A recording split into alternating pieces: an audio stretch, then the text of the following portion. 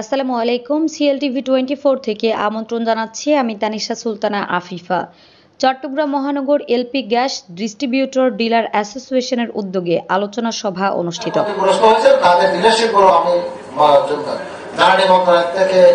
খুব কম সময়ের মধ্যে একটা ফেরত নিয়ে এসে চালু করতে পেরেছি।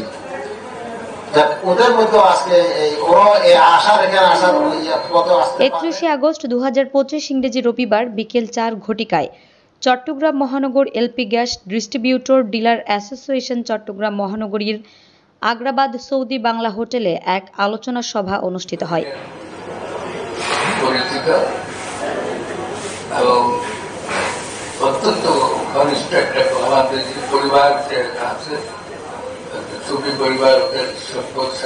আলহাজ সাইফুল আলমের সভাপতিত্বে প্রধান অতিথি হিসেবে উপস্থিত ছিলেন চট্টগ্রাম প্রেস ক্লাবের সদস্য সচিব, আবাসিক ব্যুরো চিফ, দৈনিক আমার দেশ পত্রিকার জাহিদুল করিম কোচি।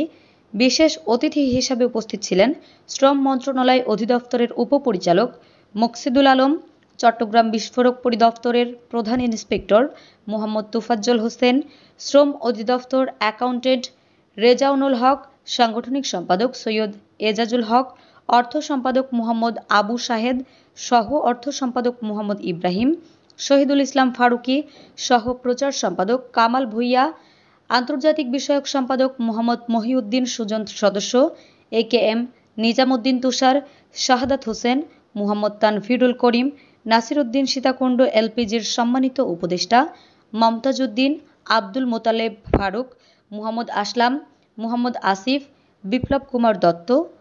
উক্ত আলোচনা সভায় প্রধান অতিথি বলেন, এশিয়াটিক কোম্পানিতে যে লুটপাট, পানি এবং কিছু কিছু মানে এরা সব মাফিয়া চক্রের অনুষ্ঠান আমরা করতেই থাকি। আমাদের আগামীতে একটা বৃহৎ একটা অনুষ্ঠান আমরা করব। পিজি সেক্টরে চট্টগ্রামের সকল ধরনের এলপিজি অ্যাসোসিয়েশন ও ডিলারদের পক্ষে নিরলসভাবে সার্বিক সহযোগিতা আশ্বাস প্রদান করেন। স্বচ্ছতার ভিত্তিতে সকল সমস্যা সমাধান ব্যবস্থা গ্রহণের জন্য প্রশাসনের প্রতি ব্যবস্থা গ্রহণের অনুরোধ করেন। সভাপতি সংক্ষিপ্ত বক্তব্যে বলেন, এলপি গ্যাসকে সহজলভ্য ও ক্রয় ক্ষমতা আনার জন্য দাম কমানোর জন্য জোরালো আহ্বান করা হয়। আমি ছিলাম না, করেছেন।